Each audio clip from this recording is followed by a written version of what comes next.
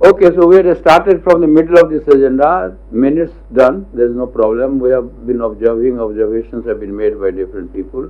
So far as this executive committee is concerned, that we have concluded. Now let's welcome our eminent friends, Anil and Alok, and we have other eminent participants. So let's start on this agenda of India energy debate.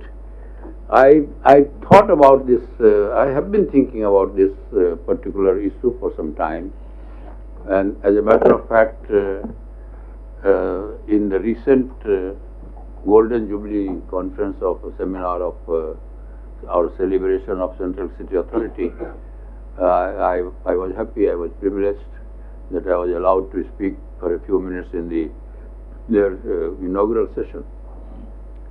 And I made the point that why is it that we are struggling even now at less than, that time it was 1400, now 1500 kilowatt per head per year or per capita consumption. And that by that time, a few months back, a very wonderful result of a research project by World Bank had come. And that is, they had studied some 200 nations in the world, the correlation between electricity consumption per capita and per capita income. And it is so highly correlated that if the country has per capita electricity consumption high, it is also in the high bracket of per capita income. And in that, while we need to celebrate, and we are celebrating, perhaps we are celebrating a little more than we need to, on India getting into third position very soon on overall income, that we are becoming an economy which will be next to USA, China, but Japan and Germany slowly one by one they will go out of the picture and we will be third. But then the difference between second and the third is so huge. So that is one parameter to take the overall national income of the country, but that's a good one to think about. But size of the country, population of the country, if that is not factored in, that does not tell the complete story. So the per capita income and per capita electricity consumption, they are highly correlated. And it is that where we have to look at. So in that conference, I made a point that in 1995, India and China were at par. In fact, India was a few dollars ahead in terms of per capita income in 1995, and also in terms of, let's say, more or less electricity consumption. And 1995 to now, about 30 years, China has become almost 4.5 to 5 times in everything, in per capita income, in general GDP, in everything, and electricity. So if our figure of per capita electricity consumption is 1400 and now it is close to 1500 latest, and they are something like with above 7,000 kilowatt hour per head per year. So almost you can say 4.5 to 5 times. And this has happened during this period. This is one dimension that we need to keep in view while celebrating our entry into one of the 3 best economy and largest economy of the world. We must not lose sight of this important thing, that finally it relates to the size of the country, it relates to the size of population of the country. That really reflects the way we are living, the way we are having our health services, the way we are having our education services, and so on and so forth. And it is for that reason. And now that in this century we have done much better on electricity sector.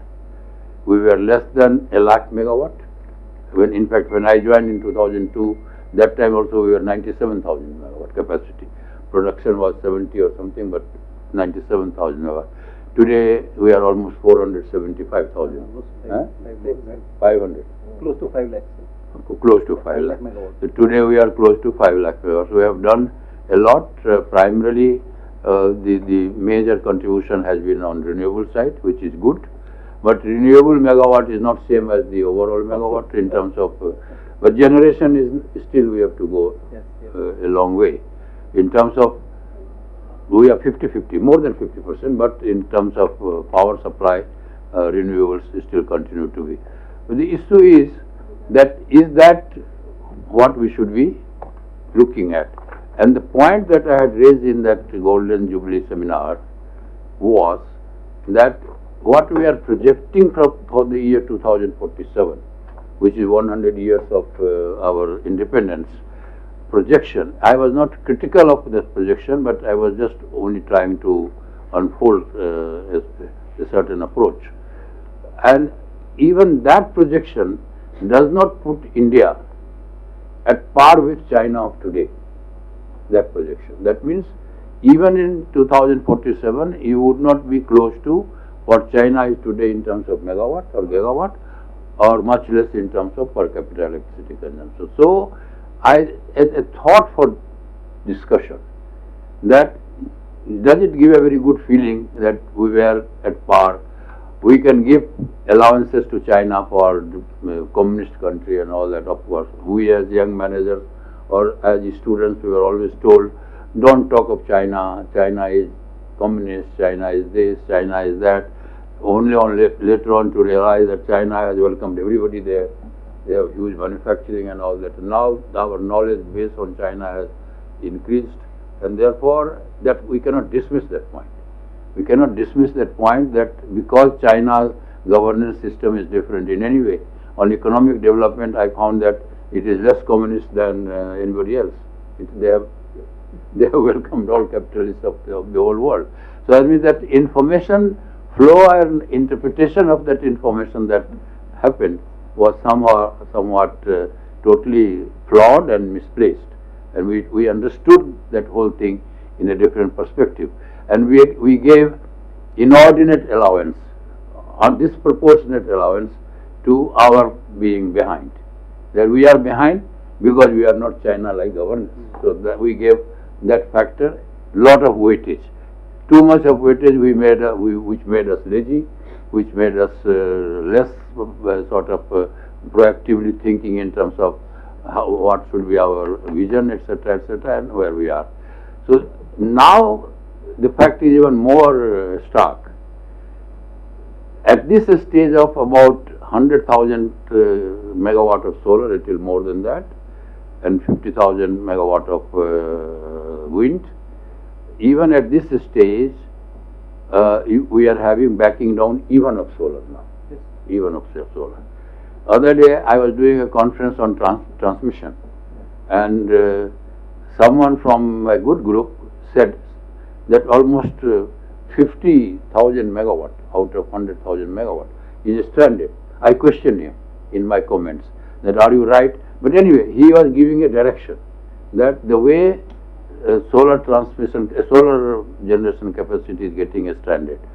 So what is the issue? That is why this gave me a thought that are we now still continuing to try to manage our demand? A work that we did for all our career, that confronted with 20% peaking shortage, 25% peaking shortage, outages, etc., 20-hour supply not there, non-supply is there in villages, etc. We are still struggling on that thought, or we are going beyond that thought. That orbit is a different orbit, and that orbit we seem to be more or less crossing. Whether we have crossed and how we have crossed. So therefore, I said that let's discuss. The challenge is more of managing the demand of power, or now the challenge is more of creating the demand. Because unless you create demand and unless you get into that orbit of higher per capita consumption, then you are struggling on everything. Not only per capita power consumption, per capita income, per capita everything. So that is why this topic came. And then I did a little bit of study on, little bit, not more, of how is it that China did this in the last 30, 40, 50 years. One is their governance system. But then I found that maximum reliance that was given in China was on manufacturing in a big way, industry, and second, modernizing their agriculture. both of which we have neglected grossly, very grossly. When we were trying to make the 11th 5-year plan and when we were doing this Power Act, that time 5,000 megawatt was the capacity of BHEL manufacturing. And I had to take a few meetings with their chairman and also with the heavy industry secretary. How do we? So they expanded their capacity. So we do not have the type of anywhere saying type of or the size of will be too much to say as compared to China, but nowhere near that of any large scale manufacturing in any sector. Then we compared between 1995 to now. China was less than 5% of manufacturing export to the world. And the data I have is 2022. From less than 5%, total manufacturing export of the world, they are more than 20%. And G7 countries, so China graph has gone like this, and G7 country graph has gone down like that. So that is how all these so-called developed countries, they went down on this. Because manufacturing that in any country that you do, that can survive only when you have trade. So if you don't have trade, then your domestic consumption cannot handle your larger scale ambition of manufacturing. So that gives a then thought that what have we done? And fact of the matter is that we have not done much on that side. Not done. So power people have less role to play. We played on a role in this manner. But now when we have come to that role that power is coming to a good place, are we even prepared to think on those lines that how do we pick up for this? So where did we go wrong and how do we pick up now? So that is the subject of, and that is why I checked with Alok. I rang you up and I couldn't get your number. That which is more challenging is the point I am saying. He says both are challenging. I said that is always the case. There is a very easy answer. That is a parliament answer, something like that. But we have to, unless we introspect and say, really, which is a bigger challenge, then we don't bring out the solution. So he says, I said, which is more challenging, Alok? He says, they are both challenging. Managing grid, managing power supply is also challenging. Managing power supply will continue to be challenging, no problem, but less, much less. Much less. You don't have those issues of more than 20 hours of no supply, my village not having supply at all, etc., etc. In 2000 census, 60% of rural India didn't have access to electricity. That was the situation. So that is the subject. So let us begin with Alok. Okay, sir.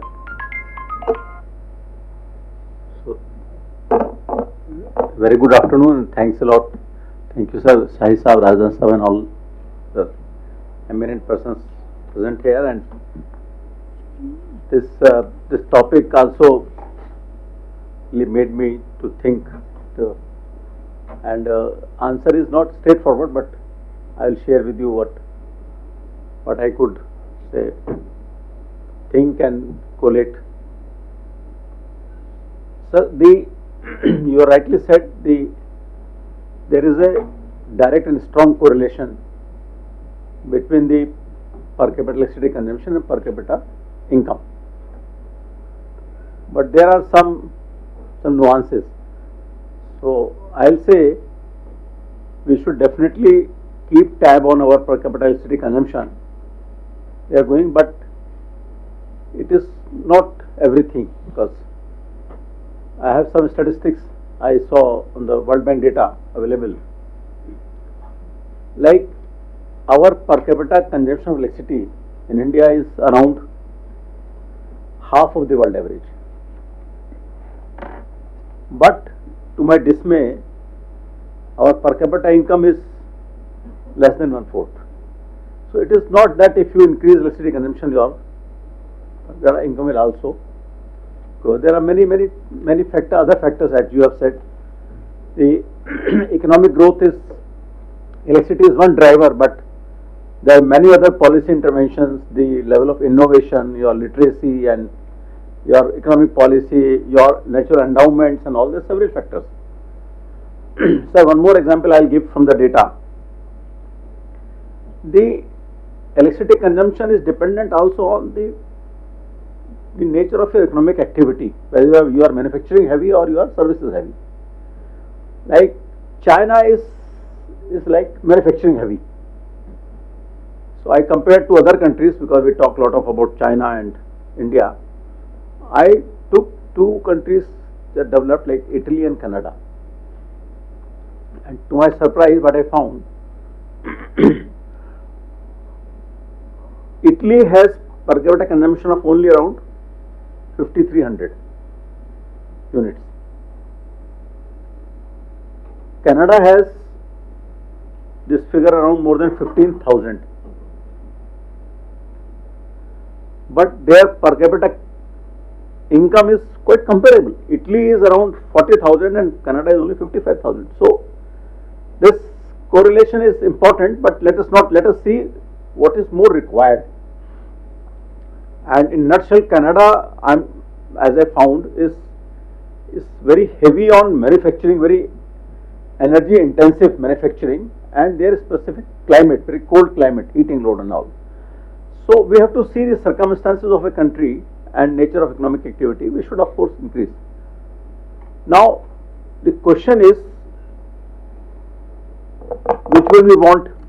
Do we want to increase demand or do we want first meet the demand? I think question is first, let us examine the question of increasing the demand for electricity. Now we have two aspects to it.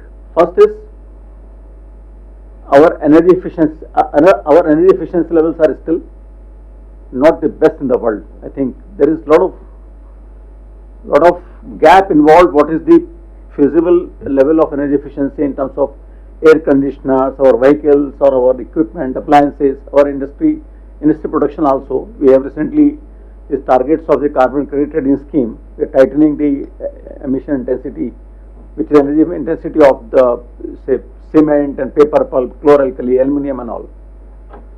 So one aspect is to have more efficient electricity consumption, the same output. So if we go in that direction, maybe the growth in electricity demand will not be that much, and it is very much desirable for economic growth and for our competitiveness. Second aspect is, in my view, where should we try to increase the demand for electricity? Some demand will come in a business as usual, because as the households will have more income, they will buy air conditioners, they will buy bigger houses, they will buy appliances and all. So that is going to come. But where should we try to increase the demand so that it benefits our whole economy and whole country? And why? I feel the electrification of energy services, the share of electricity we are delivering as energy, the share of energy we are delivering as electricity is a very important factor to see. Many aspects. Like currently we supply around 20 to 21% of the energy as electricity in India. And our aspiration is to go for about 40% in 2047. Why? I'll come in a moment. In China, the published statistics, they are already achieved 32%. So one of the success factors of Chinese economy is the deeper electrification of energy supply, because there are two very big reasons. First, using energy as electricity, it opens venues for higher efficiency. In terms of, if you compare a four-wheeler car, a passenger car, and see the efficiency of the engine, the electric motor versus ICE engine. ICE engine has efficiency only around 40%, less than 40%. Electric motor can give you an efficiency close to 90%. More you electrify the processes of consumption of energy in the economy, more you will become competitive, and you will, as I was saying, you will be more like, we can export more, we can be more competitive in the whole economy. Second thing is, in the long term, there are clear signals that it will lead to cost efficiency also. The type of tariffs being discovered for coal-based plants now, they are very, very high, and they are subject to a lot of escalation over their life. Whether type of tariff you are now discovering for the solar and battery and declining, and they are fixed costs for 25 years. So my assessment is, as we go year to year, going forward, electrification of energy services in an economy and also in India will bring to very clear benefits to us. It will lead to higher efficiencies in our economy, and it will also lead to maybe most cost competitiveness also in the medium to long term. So electrification, we must increase the demand of electricity in those areas, like be it transport, be it industry, or be it buildings. These are three main pillars in which we report the energy consumption or electricity consumption. One example, why are we promoting green hydrogen? If you produce more green hydrogen, you consume more electricity. It is not good electrification in my view. Because when you produce green hydrogen, you lose 40% of electricity. You lose 40% of green electricity. Whereas if you use it directly into electric vehicle, green electricity, you gain both. You reduce emission and you increase efficiency. It's more cost effective for the country. For example, if we have electric trains which are more efficient, why do we need the hydrogen trains in India? You talk to anybody, it makes no sense at all. So we need to keep in mind where to increase the demand for electricity, in what manner, which is beneficial to our country. Now, which is more challenging? The next question is. So there are many challenges in increasing the electrification of energy services, because there is a technology switch.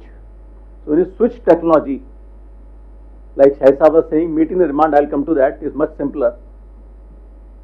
And that is also my understanding. Switching technology is very, very challenging. Electric mobility, where we are now trying for, I think FAME came in 2015, FAME 1. We have done 10 years, sir. We are nowhere close to 30% by 2030 target. That 30% of the passenger car sales, of the new sales, will be for electric cars in 2030. We are nowhere. It's hardly, I think much less. It is, I think, few percent, 4-5%. So it needs a lot of new ecosystem to be built, charging infrastructure, your manufacturing industries, and you have to do a lot of, say, incentives. India has limited capacity to give those incentives for the green technologies. So, in nutshell, in my view, increasing the electricity consumption is desirable, is necessary, is also very challenging, but we should aim for increasing electricity consumption in identified places which adds to our economic efficiency. We should not continue and be happy by selling more air conditioners which are not energy efficient. If we want to do that, I think it is not advisable. Now the second point, meeting the demand. Sir, with due respect, meeting the demand is less challenging than creating the demand right way, but meeting the demand is also going to be very, very challenging going forward. When you are not adding 50 gigawatt of solar, what you had planned, even now you have a curtailment of around 15 gigawatt on the weekends, because your grid resources are not capable of meeting the same. So meeting the demand is going to be not the same, but quite challenging, because, sir, your demand is going to be very peakier now. If you see, I was talking to Uttar Pradesh. Their peak demand of 31 gigawatt came in the midnight, not in the solar hours. Think of that. So you might have 500 gigawatt, you will have 800 gigawatt, but your demand in non-solar hours which will come will be very, very difficult to meet. So you have two paradoxes. You have surplus of solar, near zero prices, curtailments, PPA not being signed, and after 6 hours in the evening, the solar has gone, and you are challenged with meeting the demand. You don't have reserves.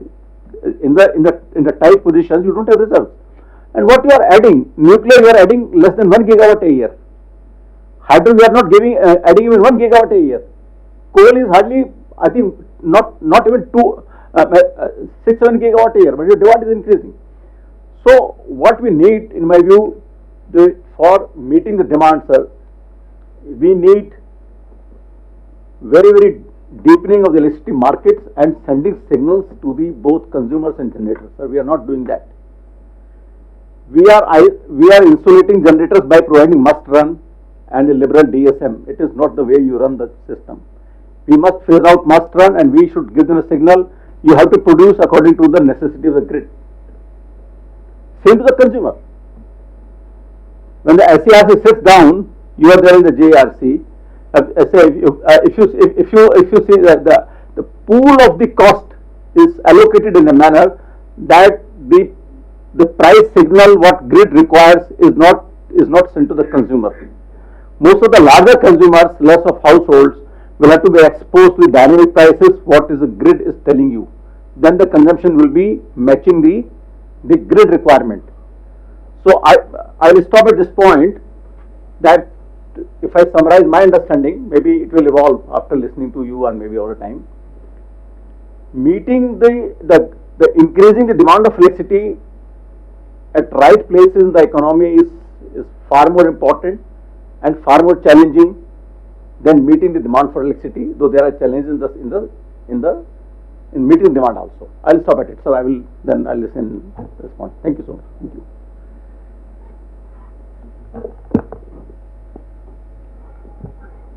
I think it's a very challenging discussion basically on development. I wouldn't say that it's a discussion that should really be on electricity. It is just one of the factors.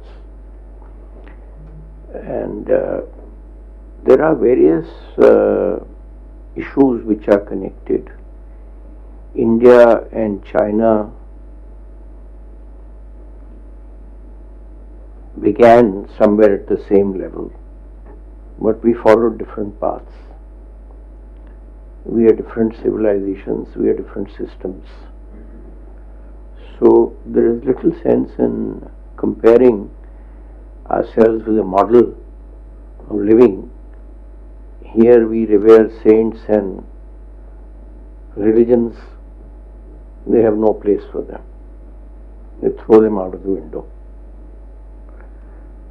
If a person produces more than 2 children, the rest are illegitimate. If they want a system, they want a particular technology, they will order a few, do reverse engineering, throw the regime of patents out of the window.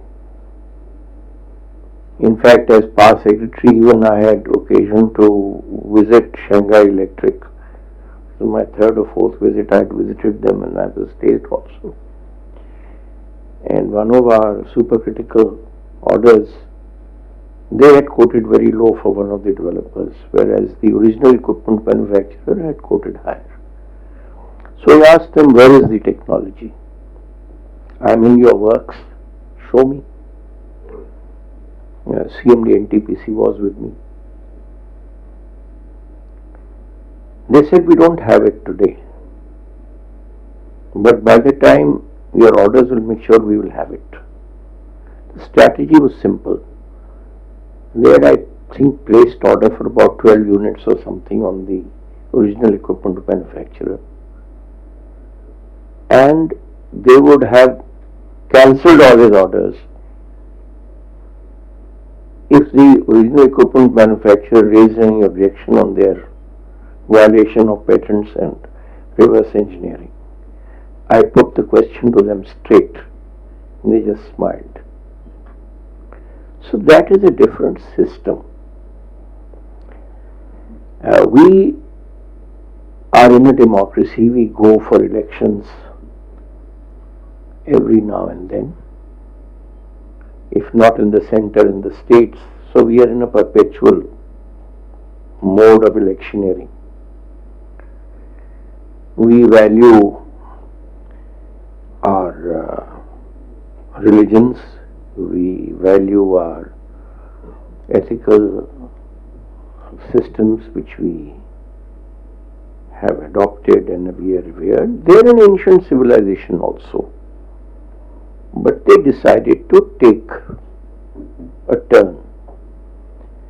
When Chairman Mao put everybody in a Mao's suit, are you prepared to do that in this country? Anybody having more than 2 children, the rest are illegitimate. I'll repeat that point. They're very sensitive issues. We have freedom of religion. They don't waste their time on religion. In fact, in my first visit to China, I was in the state that time, and my wife had accompanied me. I was in an event, and I was busy in the conferencing as she was floating around. She met a lot of young people who were conference delegates. Not delegates, they were helpers, I would say.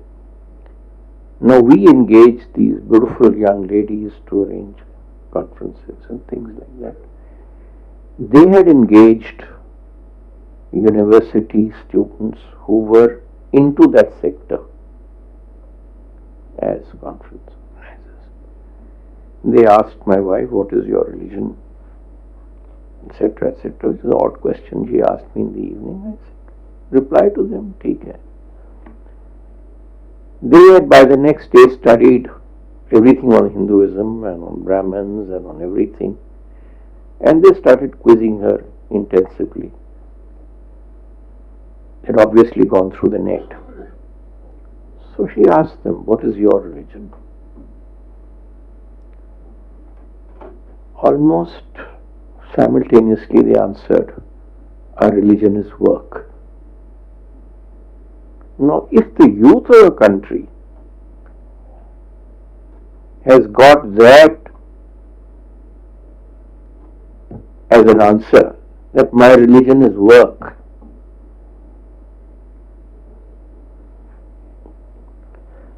there is little point in comparing yourself to that system. That system has its own drawbacks. Also, are we prepared for that change? We have this perpetual problem of time and cost overruns, which has been bedeviling us. And there are no clear answers to that, because we want the rule of law to prevail. We want the courts to be intervening. We want to give everybody an opportunity. We want to be humane, etc., etc. So at the Three Gorges project, the project in charge was asked a question which I had once asked to a Chinese delegation when I was joint secretary in the ministry, that why don't you have time? How do you manage time and cost overruns? They just smiled and didn't answer. The question doesn't arise, they said. Can't press them more. This gentleman at the spot, like all people on the spot, were more frank. He said, "It's very difficult." I said, "What do you do to a person who doesn't deliver on time?" The answer was, he has to be retrained. What does that mean? Retrain means it's a game of snakes and ladders.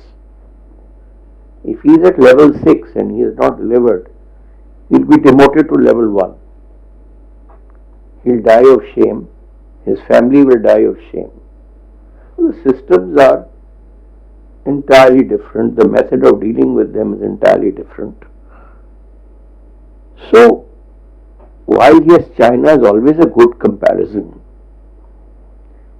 I again repeat that China is not a system that every country can think of emulating, first of all. If you're prepared to do that, yes, then let's talk of those comparisons. They don't have courts of law. They don't have, as I mentioned, frequent elections. They don't have the boundaries of religion. They don't distribute grants to a population 1 month before the elections, when there are other things waiting to be done. They don't exploit every crevice of caste, religion. You forget all that. Then you start comparing yourself with China. So it would be a very, very unrealistic kind of comparison. Now, there is another paradox.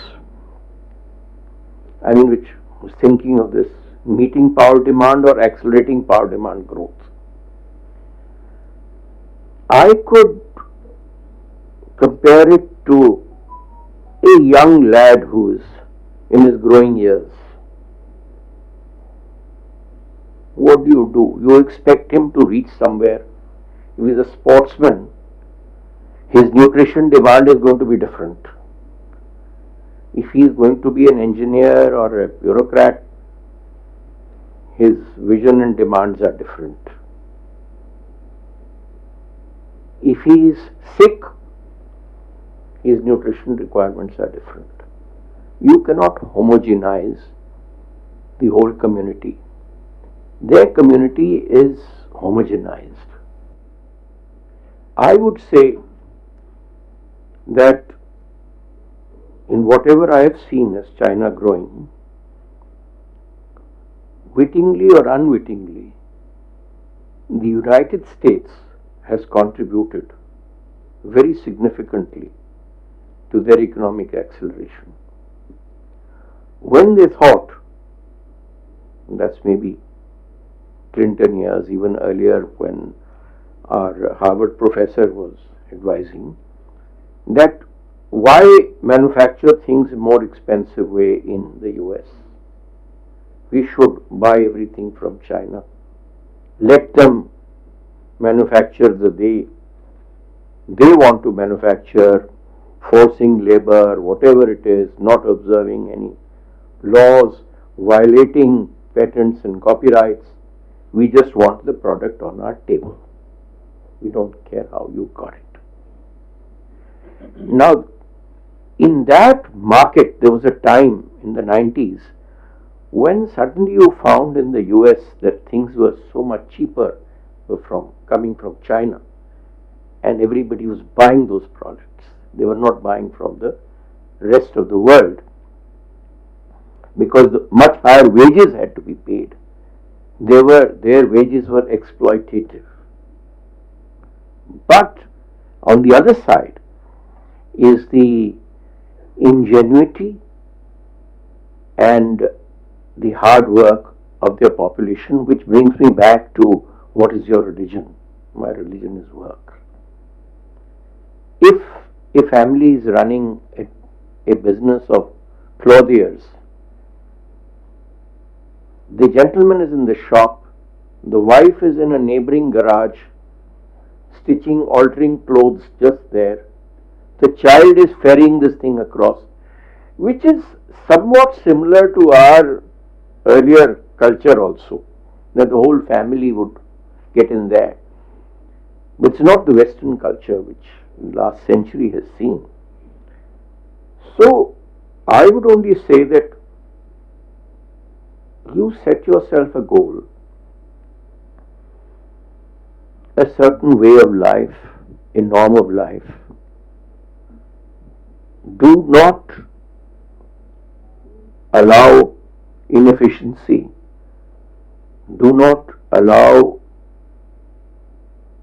not keeping up with your schedules. Be very harsh. The law permits you to do that. We don't do it. We fall prey to interventions. And then you chart your own path. Now, just last week, I had invited Nicholas Stern for the Lavraj Kumar lecture. Now, he had some very, very dismal things to explain to us. How we are going, what are our shortfalls. And if we want to go about things in a democratic way, we may be landing ourselves in a climate catastrophe. As you've seen climate change and you know the way it is happening, the way global warming is going, we've been fighting against it, that we need to develop. But the fact of the matter is that in the last few months, even the way we've seen climate changing in Uttarakhand, in Himachal, in other areas, there's a natural disaster that is coming. And I think he is projected that by the year 2050 or something, by that time, a large portion of your glaciers would have melted. We will bring floods. But thereafter, if you believe in that climate modeling, you will have a period of drought when the water supply will not come in. Your land to man ratio is bad, but yes, you are absolutely right that these are models of development that we have to say, why can't we lift our people the way they have lifted themselves? They are world leaders in technology today. In EVs, even they're throwing out others. BYD is a much better vehicle than most other electric vehicles. But then, what do we want to do? We don't want to import oil because we feel that emissions are going to be there. We want to load our gasoline with ethanol. Now, I have been, while in the petroleum ministry, to Brazil, when the present minister was ambassador there, in fact, to get ethanol. Now, India and Brazil are incomparable. The land to man ratio is entirely different. The holding of a sugarcane farm may be between 10 to 20,000 acres per individual. The control is done by helicopters, by space technology, where disease is coming, how it is to be attended to. It's a totally industrialized, research-backed domination. And sugarcane in Brazil, most important, is rain-fed.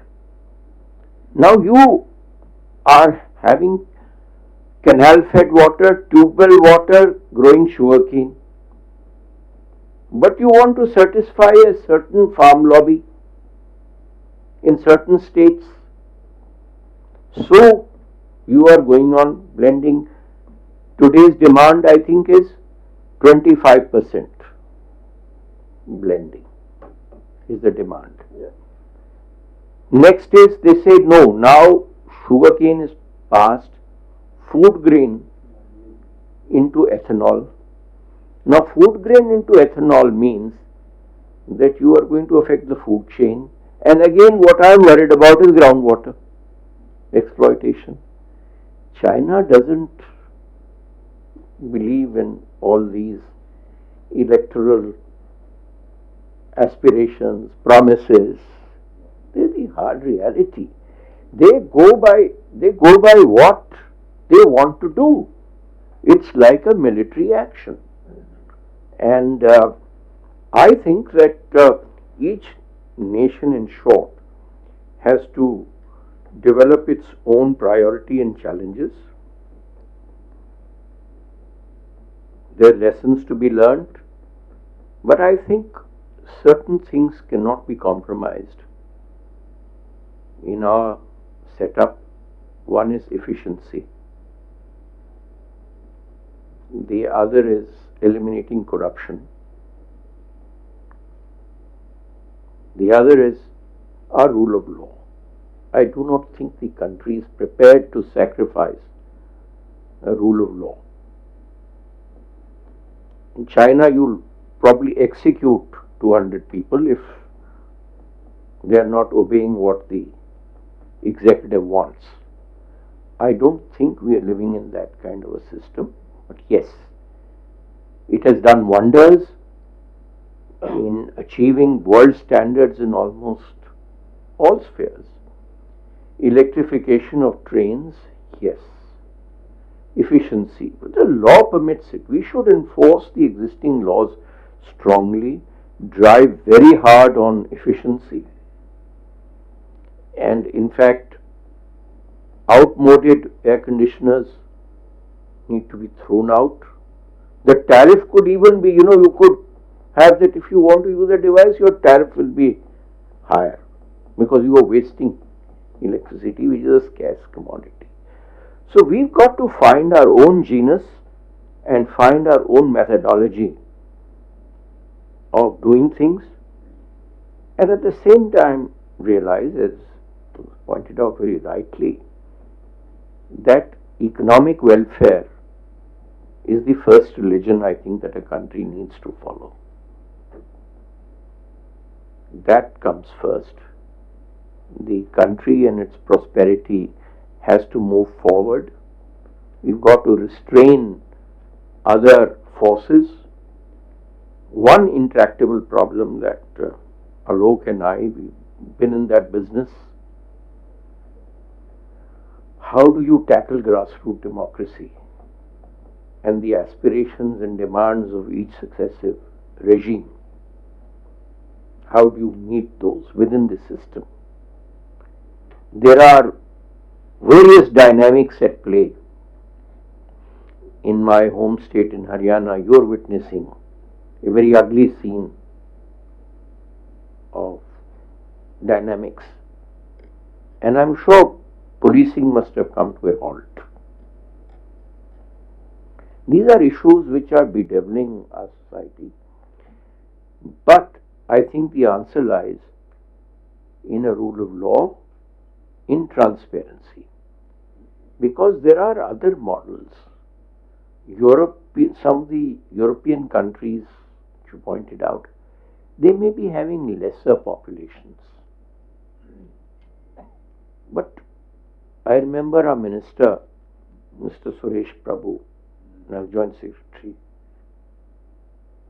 he had to leave his portfolio on the issue of corruption.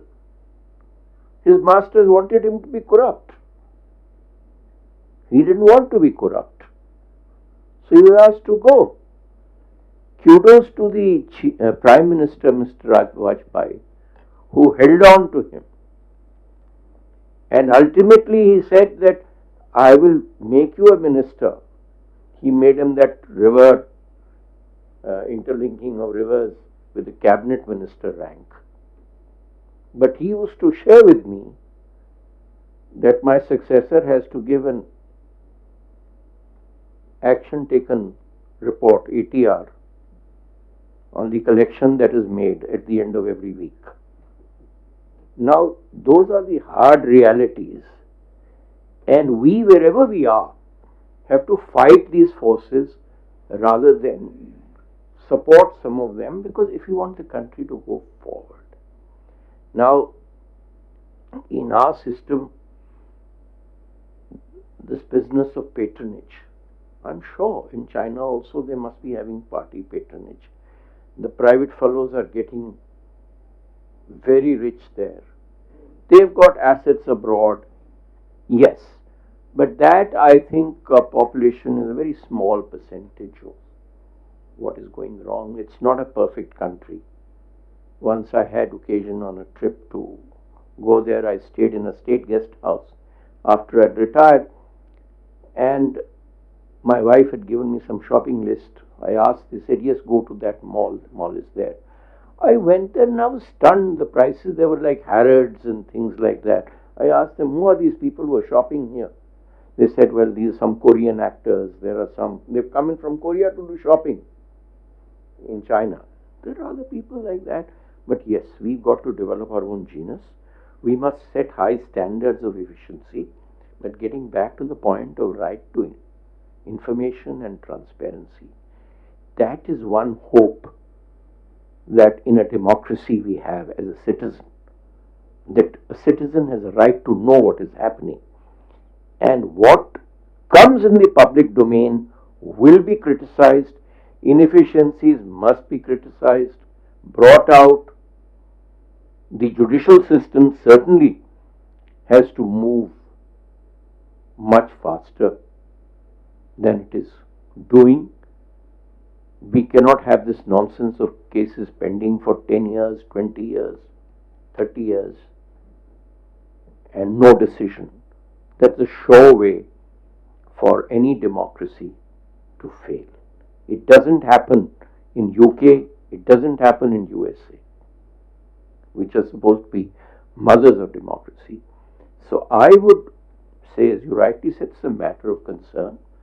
We must move much faster than we have been doing so far. We must chart out the roadmap, be uncompromising on efficiency, be uncompromising on setting our benchmarks, and punish the guilty. The system must do it quick and fast, whether it is within our organizations or outside. But I am a person who believes a lot in open government and right to information. And I think we may not move as fast as China, but then we may not explode as fast as some of these systems. We've seen these systems and empires exploding because जिसको हिंदी में कहते हैं घुन हर चीज को लगता है, तो घुन जब ज्यादा लग जाए तो वो भी सिस्टम कोलैप्स करेगा एक दिन. But yes, hats off to them that they've moved very fast. I'm told the latest thing that is coming, I was told yesterday, is that they will take over the world aviation industry. These US aviation companies are going to be pushed into the background. Their aircraft is much better. Well, so that's it. Thank you. Good. Thank you both for your very elaborate comments. I think, Alok, you made the point about Canada, Italy, and the difference between the per capita income, and that's true. You have to factor in wherever there are some exceptional circumstances. The general pattern is that there is a high degree of correlation between. I think, in my opinion, this is another mistake we made all these years in designing our systems, except for the fact that the governance system is communist or no communist, and depended on the systems that were followed in highly developed countries, like USA is mentioned, Europe is mentioned. Because the problem with them was that, and I again thought about this, that their development story started in 18th century. So the phase difference is there. Yeah. We are at some place, because while in NTPC I had close collaboration with British electricity system, and there I came to know, when we were saying that it takes so much time to get a proposal approved here, there, public hearing and all that, they said it takes more time in UK. The issue is that those people who had developed, they afforded that luxury, that they had done 90% or 99% what they needed to do. Then for the balance 5% or 2%, 3%, you can indulge in that luxury without any problem. And he said that. And then he also said the same thing, that since this process we have so much built now.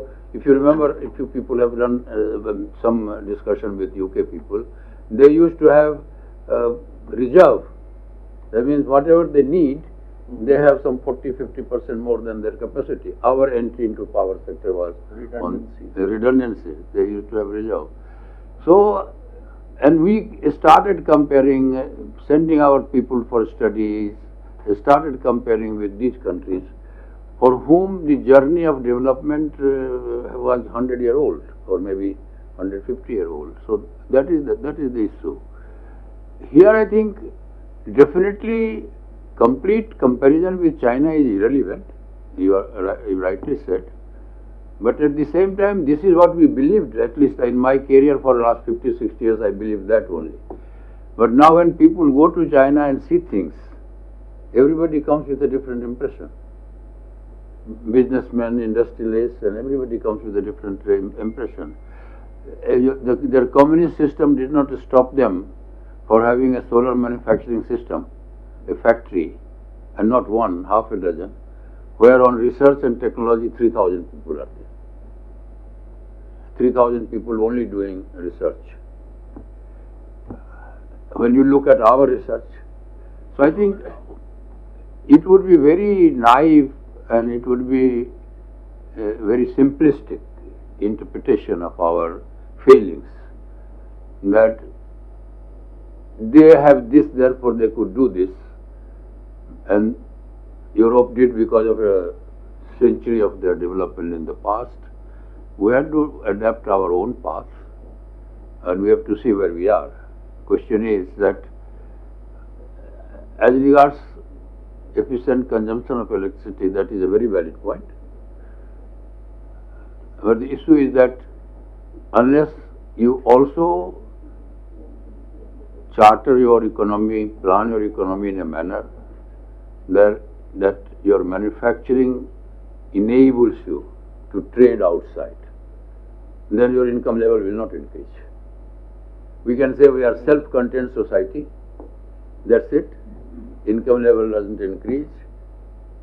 Today's world is not of the world where you can self-dependent, self-totally independent, because you have to import, you have to energy security. Today also you are importing 88-89% crude and petroleum from outside. Some of them you are exporting, still it is balances a huge gap. So I think definitely giving due allowance to what system of governance we have, but we give allowance only up to a point, that a point which prevents us from making a disciplined working, for a timely action, for moving fast. That will not enable our people, because if you don't have manufacturing, you will not have employment. Because many of the observations, Alok, I agree with you that, but they were depending on the domestic consumption. That domestic consumption, yes, domestic consumption. In fact, Power Ministry, we were the first to put on that star rating and all that. That's what we do. But manufacturing has to be done not only for domestic production, because to that extent one can be self-contained. Many of the people say, we talked all these years, we have talked. If you don't do many things, we live in villages, we live in a hill station, we are okay. We are fine. A little bit of even solar thing given, we are all okay. That is true. But when it comes to aspirations of the people, and then when you create their buying capacity, purchasing capacity, then it comes to employment. Much of the unrest in the society is also on account of the same.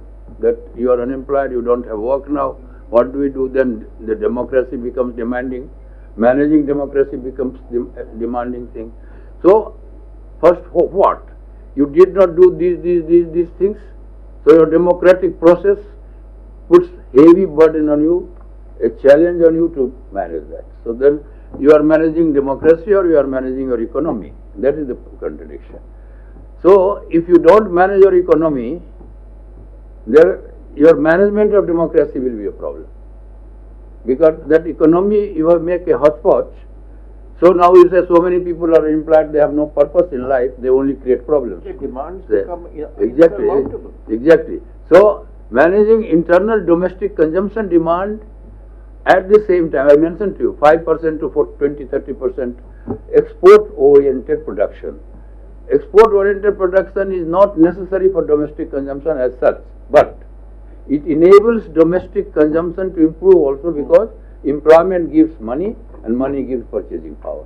And money gives purchasing power, then lifestyle changes. So the whole range of and competitiveness issues once are you are in involved. the international Definitely we have to live with democracy, but question is evaluate how we have managed the democracy. Of course, we can say all our neighbors have managed the democracy in useless manner. So there can always be good things to think that we are the best. That is a different matter. But question is, today it gives a feeling that firstly our comparison has to be comparable. Why China always comes to mind? because of their size, because of their Asian character. Why Europe does not come to mind? Because their civilization or their growth were 100-year-old, and they did not have this type of requirement. Of course, China cannot be compared in entirety. Their governance system is entirely different. But at the same time, everything cannot be explained away on account of that. That is the point that you. Now let's hear a few things from the and then we'll. Sir, I have to take leave. Then it's No, I have to chair some session. Chair, you are making a big contribution here. Here you are chair, but there I have to be, the chair must be vacant. Sir. Kahan pe? In India, chair cannot be vacant for too long. Don't allow the chair to be vacant. Okay, carry on. In that one, Huh? New Delhi Institute of Management. Jao. Okay. Thanks for coming. जो आपके treasurer है ना, इसका भी है नाम छपा हुआ. Please give me the list. Comment from Yes. our distinguished guests. It's a quick question. Sir, one thing, sir. Prepared to. No, just I want नहीं, some जरूर, no जरूर. questions. जरूर बताओ. Sir, what is happening? I'm not. Of course, all India basis you have given, sir. But in any business, sir, like in power sector or any discom, if generation is increasing, PPA is increasing, transmission cost is increasing, if demand is not increasing, how it survives? This is a question of survival if you don't accelerate the demand. And situation, sir, yeah, last year, you have seen the COVID period. So many generations stopped collapsing. People are not purchasing power. They are not able to purchase even Dadri power. All the things are going collapse. That's why if you are adding generation, no pull.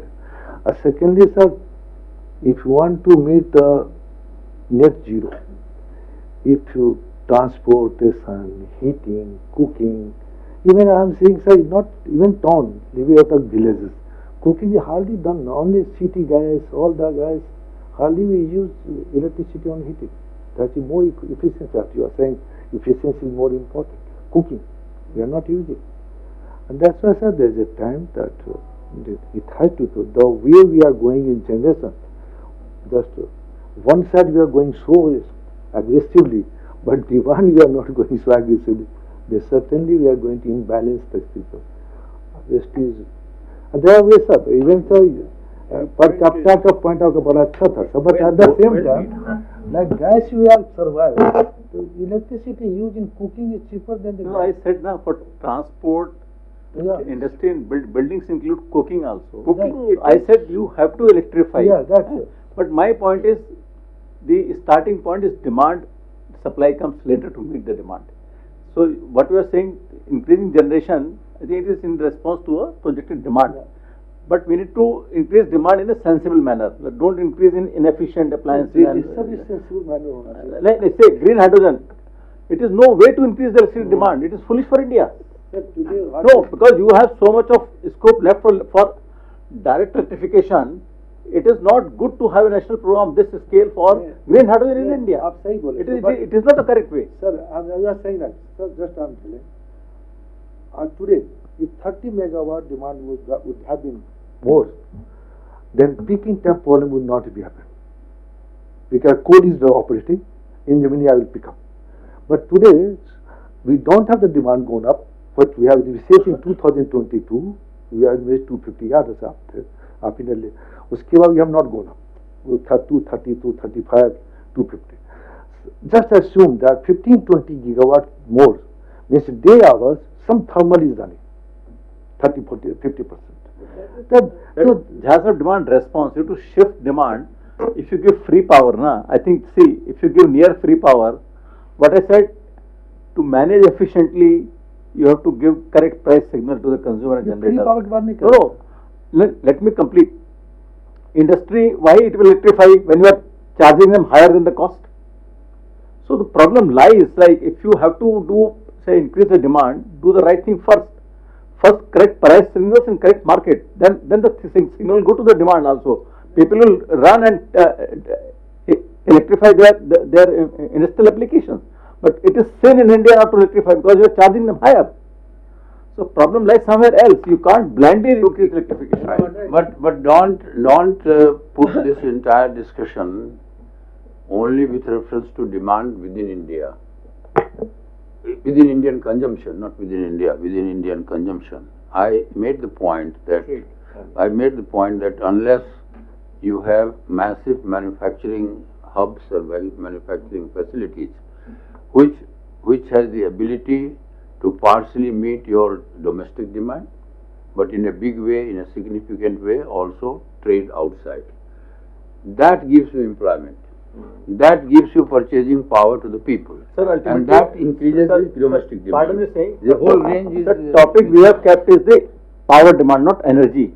If you talk of energy should grow and we should no, I'm saying power demand. Electrify, no sir. Sir, some of the exports like steel and cement are all done by energy, not energy. So the heart of the India's energy transition growth is the electrification of the energy consumption, sir.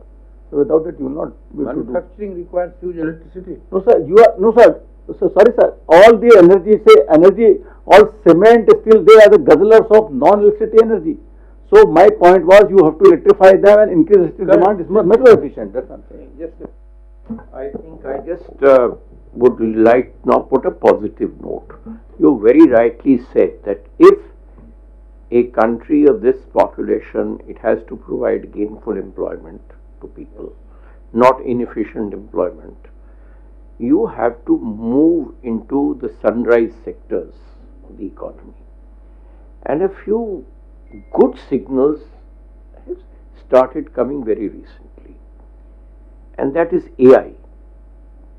Now, AI is a field that I think we need to get into in a big way. See, there's some buses which we have missed. So we should try and see which bus we can catch now.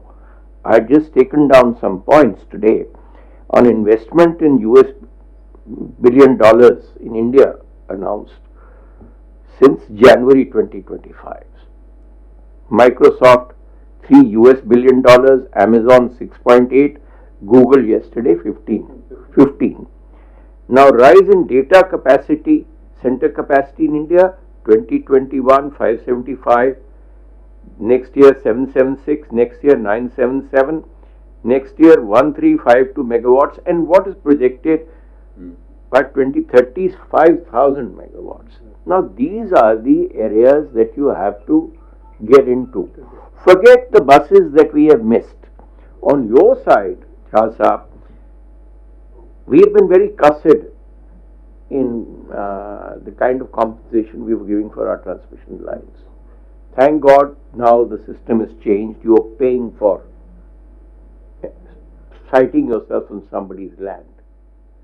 But for low voltage transmission, I've been reading reports, though no confirmations, tried to get speakers from New Zealand and Europe also, on low voltage transmission without wires. Now these are the areas that you have to win. In India, you do not have the land corridors for setting up these lines for the kind of demand that you see you are looking at in the future. So I would say that we have to identify the next areas and quickly get into that. Indian diaspora is there world over in the best places. They are, you've seen, and whether it is Microsoft or Google or whatever it is, US. After so many years today, Tata has realized that it was only milking TCS. It is only interested in share return, value. It was not setting up the data center bases in India.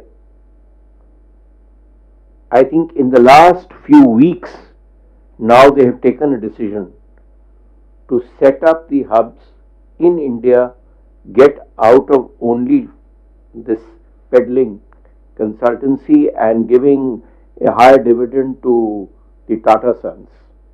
They must invest into the future. Now these are things which prime organizations in our power sector or in the other energy sectors need to go, because they're sitting largely on monopolies and they're very happy about it. They have to compete globally. Look at what are the indicators. Luckily, we have the brains in the country. We have people installed world over. And luckily for us, they've been given a push back. Go to your own home. So, you see, if we have to welcome them with open arms, do for future technologies, wherever we missed the bus, let us forget about it. Let us get into these areas that I thought we should get into. And the good news, of course, of renewables has overtaken coal now in the country. We're all very happy about it, but I'm not too happy for one reason, that we do not have the land. Okay, now a few comments from other distinguished guests. Yeah. One point I would like to raise, whatever energy mix scenario appears by 2047 or by 2070, one thing is very sure. Tarzan Saab mentioned that renewable has overtaken coal, but coal will remain. We are not going to dispense off with coal. Coal plants will remain. Absolute terms, they may increase from the present level, though the percentage will come down from 50 to 30%. I remember NTPC when the supercritical technology was introduced. NTPC indulged in a very strategic move to reduce the cost by bulk tendering. I think 10 or 12, Shakil Manocha was there, he will he'll clarify if I am wrong, 10 or 12 sets of 660 megawatt and 8 to 10 sets of 800 megawatt, but tender at one go, so as to establish the manufacturing capability in the country as well as reduce the cost. Why the government is not thinking in similar terms for the advanced ultra supercritical technologies? The efficiency will have to improve in case the net zero has to be achieved, and the contribution of coal-based power plant has to be taken into account. So we probably, strategically, we are not moving in the same direction. We are only focusing on non-fossil technologies. Sir. USC has been approved this time. In the budget it was there. USC. But sir, I'll just come back to this. You will switch on that your mic. This is not that, but okay. Out of these two, if you say meeting power demand or accelerating power demand growth, which is more challenging, meeting power demand is, I suppose, an operational thing, sir. The second thing will be more important. Whether you put up data centers, you go for, like it is to increase the GDP, definitely this in case given the scenario of India, the second option is more important and more challenging. And I can tell you, sir, we now should stop comparing ourselves with China, etc. We cannot compare. For the last 30 years, we have been making presentations every time we were trying to say that China has gone like this. Whatever the 250,000 megawatt coal-based power installed capacity we have, they were adding in 1 year, sir. And now also, if we are talking about another 100 gigawatts, Saab was there when coal became a dirty word. But now again, the power demand, people are saying that we will put 100 gigawatt of coal-based power station, 50 gigawatt. The project candidates have already been really identified. But at the same time, coming back to this, sir, we really need to get more areas where the power will be used. And Saab was rightly saying that hydrogen, etc. But I feel you go for those power-intensive industries. That PLI scheme was there. Then we talked about FAME also. PLI also has not given the thing we were wanting. But if we do this second thing, the first thing will automatically get settled, and that will become a part of the, whether we talk about the grid stability, we talk about meeting the peak demand, those things are operational things, and definitely we can do that. But the second is more challenging. This is what I would like to say, sir. That is.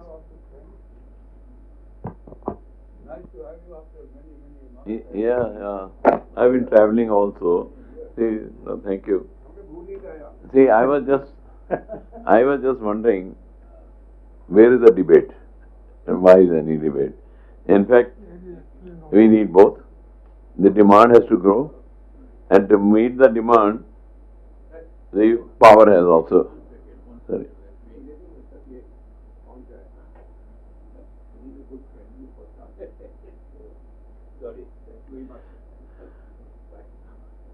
So both are needed. Is no question either or.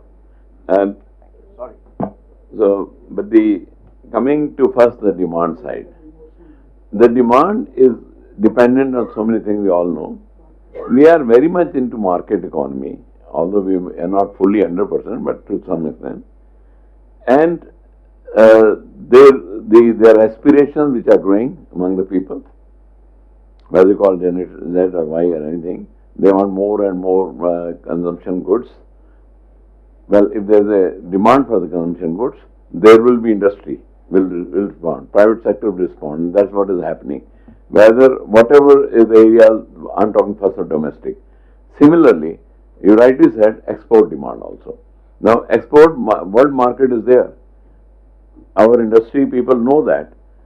They have been responding and they will continue to respond. All they need is some incentives which the government has been given from time to time. But the market itself will take care of growth of demand. What I'm trying to say is nobody has to externally push anything and so on. We are in an era where things are happening, where industrialists are very knowledgeable. They know the market, they know what is required, and they produce more and more. So as we require more and more good, there will be more good, and if there are more production which was not there, as you said, for many years, but now it has increased quite a lot. If the industry is set up, the mining is there, and all those things are there, and the transportation services are there, all will require electricity. So the growth of electricity will happen, whether we like it or not. Nobody has to push it. And if there is a growth of electricity, again, the market will respond to it, and the power sector production facilities will come. More and more will produce, whether it's renewable or whether it's a coal-based or whatever it is. So we have really come to a stage where all is needed is some incentives and encouragement and so on, and also more and more, I would say, consumption power among the people. If they have more money with them, they will demand more, and if they demand more, industry will produce that. So we require both. We require the growth in demand, and we require the power to meet that demand. It will happen simultaneously. It is not either or at any point of time. So my feeling is that we are in an era where things are quite looking up, so to say, and you rightly started with that, the growth of economy, the GDP growth and so on. The income growth means more money in the hands of people also, consumption and investment and so on. And more money in the hands of people means more demand for goods and services. And that means more production, more industry will respond to that. And then, of course, later on, as I said, power sector. But export cannot be neglected. For export, the only thing is it has to be competitive. The world doesn't look at our costs and so on. They look the competitive prices wherever they are. So our industry has been responding. They have tried to be efficient. They have tried to cut the cost. And as we all know, government also has been responding. They have been providing the incentive. So all this needed is that this thing go on. This should accelerate, and this should lead to more demand and more power generation. Thank you.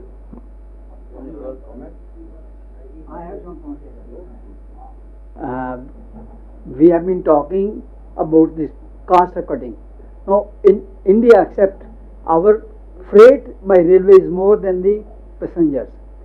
Even China, they are giving all concession. In USSR, now Russia, 5,000 kilometers, the coal cost is $21. And in our country, from Dhanbad to Delhi, it is costing same $20. How can we compare? How can we cut down the cost? And then power supply to industry is costly. First, power cost is costly, then going to industry is costly, and coal to consumption to domestic is cheaper. Railway passengers travel cheaper. All those things are there fundamentally wrong. It's not happening anywhere except country like India. So these are basic things we need to be addressed. Otherwise, we can't compete. For competition, we do all those things. It's not happening.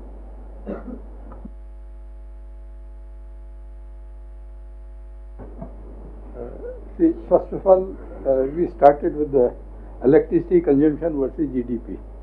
So this is the world report. But if you look, divided into three parts. the developed countries, there this formula does not apply because their GDP increases and the electricity consumption, in fact, if you look into the last 10 years, it has come down. It has come down. And similarly, very poor countries, if you look at, there also this formula does not apply. This formula applies only to countries which are developing, and that too not to full extent. Because now if you look at the electricity consumption in our country, we have industries which are energy intensive, that is cement, steel, aluminium. So these are very highly energy intensive and they don't give us a lot of money. If I produce 1 ton of steel, I get something 50,000 rupees. If other country produces one small iPhone, they get 50,000 rupees. The energy consumption in producing a steel and iPhone is very different. So we did not have the technology, and therefore we had no choice. The other countries, the developed countries, they put all these things, the energy intensive industries, onto the non-developed countries. So that is why our thing, this has been very high. Otherwise, now since we have now the technology, now we have this chips manufacturing is coming, we are making the phones and other things. The electronic, those countries which are making electronics, they have a low consumption and the high GDP. So once we have to improve this. And the another point was that Mr. Alok has said that these engines, the IC engines, they have a higher efficiency. So the electricity, unless we have the electricity from the renewable sources, then only we can run our this thing. Otherwise, the coal what we are giving. Sorry to interrupt. There is a study here, sir. Even with the present electricity emissions in the grid, if you use electric vehicles, you will reduce emission because of higher efficiency of the electric motor. There is established a study. Sorry I am coming to that, sir. The cost of the coal, what we are looking, we are producing electricity at 5 rupees from the thermal power station. Because we are not considering anything else. The cost of pollution we are producing with the coal, we are not taking into account. If you take the cost of electricity produced by this coal in other countries, USA and European countries, they are much higher. They are of the order of some 20-25 rupees. So because they put the charges of this thing, pollution control also. If you put that also, our cost will not be 6 rupees, it will be 20 rupees. And then you start running a motor on this thing, then you will find that is cheaper. So for that, what we need is this non-renewable energy, renewable energy for running of the motors. And the third point, what you had said was about the generation of the hydrogen. So hydrogen generation is a sort of supplement to our this renewable energy generation. I get a lot of renewable energy. I do not have sufficient BESS system. So what I do, I use that energy to produce the hydrogen. I can store the hydrogen, I can transport the hydrogen and use it there. And most of this hydrogen is what we are is being for the manufacture of the fertilizer is being used. So that is a separate, and we have a lot of demand also from the hydrogen for other countries also. That's why we are taking up this hydrogen production. And the last point is that the energy efficient equipment. So we started energy efficiency. Mr. Verma was the one who inaugurated this star system. So now I have a 3-star AC, I have a 5-star AC. The cost difference is about 10,000 rupees. The government does not show any inclination that you should use this. So they have to recognize it. If they are charging me 18% GST on a 3-star AC, they should say I am charging only 15% or 12% on a 5-star AC. So it will give a recognition that the government recognizes that you are saving the energy. So once, and you see now this BLDC fans. I go to a shopkeeper, I ask him, you give me this fan. Sir, कोई फर्क नहीं पड़ता है, ये ले लीजिए. So our and this for the AC also, they are more interested in selling a 3-star AC than a 5-star AC. So we have to create that, and the government has to recognize that on the more efficient systems, they have to put a lesser GST, so that everybody knows that the government is putting GST, it has something better performance. So we need to take these actions. Sir, one point I want to just summarize, that both are challenging, we agree, but meeting the demand is technology challenge and investment challenges, and accelerating the demand is the technology, investment and social factor is added. So there is one more factor, which is social factor, which need to be studied more, because what examples were given, like in China, I was there, Chinese Academy of Sciences invited me twice.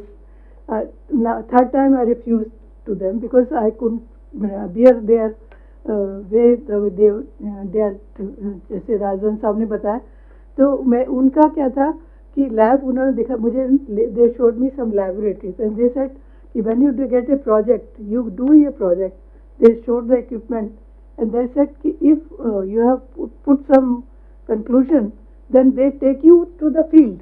You have to prove in the field. You cannot escape. They will force you to go to the field, spend their time and make it happen. You can't just get away with the R&D. They said it. Anybody else? Anything? Quick. I'm K.K. Rajwadri. My point is, if our federal structure is such that if central government wants to take some policy decision in line with this debate, the electricity being a state subject, there will be, stumbling blocks somewhere, slow progress and all. Given that, like open access power, not many states have responded on the Tamil Nadu, Gujarat, Karnataka, Maharashtra. So that's my submission. I think we should. Any point? Yeah. So this subject of meeting power demand and accelerating power demand growth, it needs an interaction with the other departments of the government. We always say that our GDP is rising at this rate and that rate, but government is very immune. It doesn't do anything to see that the GDP rises, what has to be done. Therefore, all the industry peoples and the energy intensive industries have to be called, they have to be given the target that you have to do this and we have to achieve the target. So much of import is there on many, steel is being imported and the aluminium is being imported still, and they are the guzzlers of power, and therefore those departments have to be addressed this. We can discuss this, but it has to go to the correct departments of the government. Okay, I think that's a few comments on the basis of what we have discussed. One thing is very clear, that so far as managing demand is concerned, we are doing reasonably well.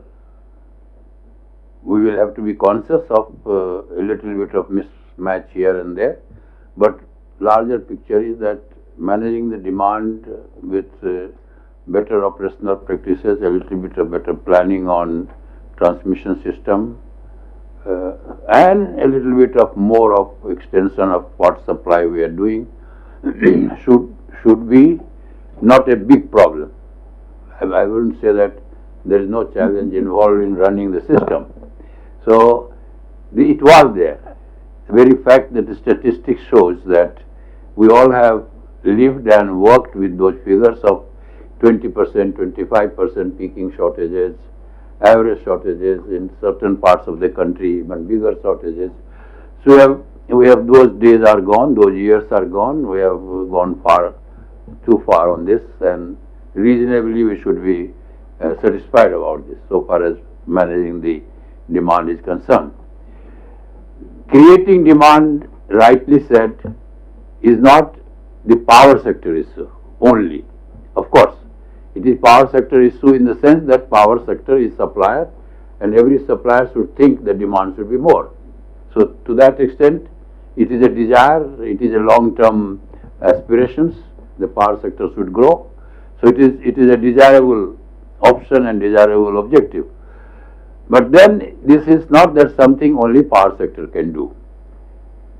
Creating demand is necessary for economic growth of the country, and economic growth of the country is necessary not only for increasing the consumption level of our people, consumption level of domestic individuals is linked to his standard of living, his way of his working, etc., and that must slowly and slowly improve.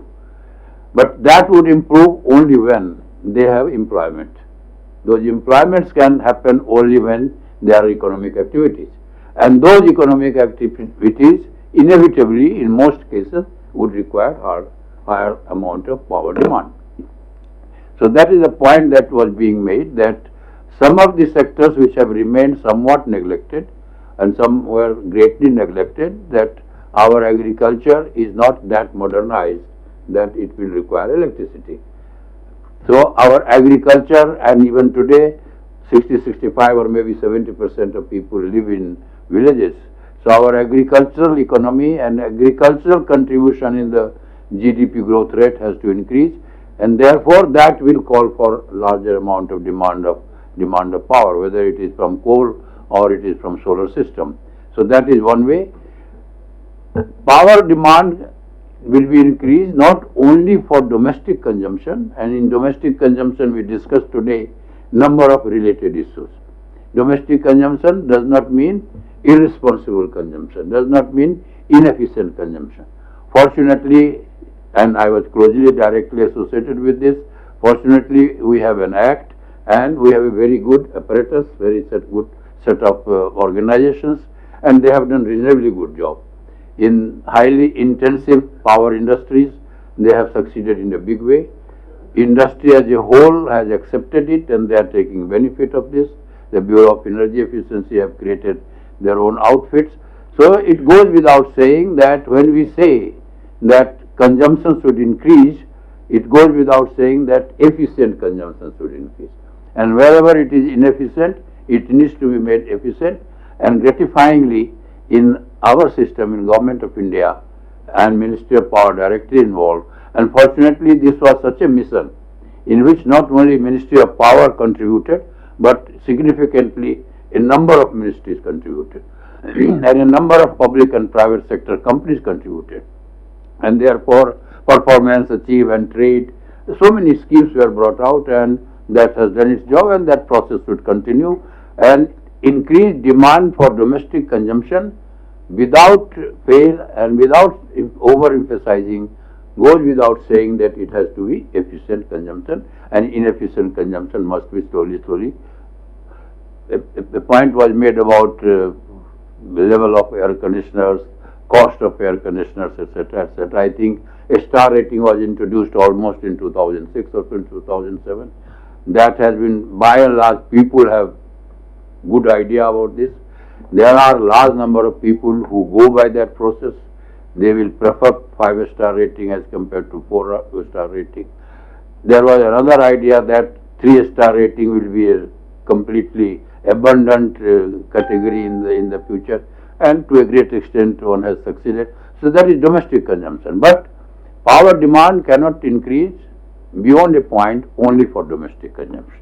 And that is also important for economy, that you also become an export oriented. Any other country which has developed, they have a better level of understanding about manufacturing, data centers and so many other points were made which will require power consumption, and therefore that needs to be encouraged, and that will require a number of changes in policy and more importantly in procedures. Our system, even now, government system, particularly as a state level, they are not very much facilitative in nature. There people get discouraged, consultants get discouraged, developers get discouraged. They have to be facilitated. There's nothing to do with Chinese system or Indian system. System is, whether at the central government level, state government level, even district collectors level, when the rural developments are happening, there are so many handicaps in the handling of the situation. So therefore, this is a larger issue which does not have to do with democracy or no democracy. Democracy does not mean that we should be inefficient.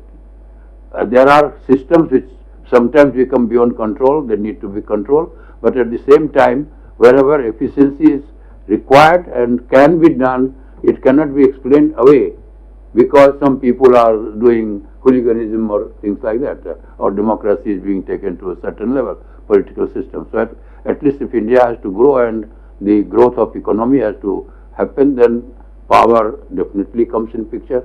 Those things will have to be done. So I think a number of points have come. All these are important.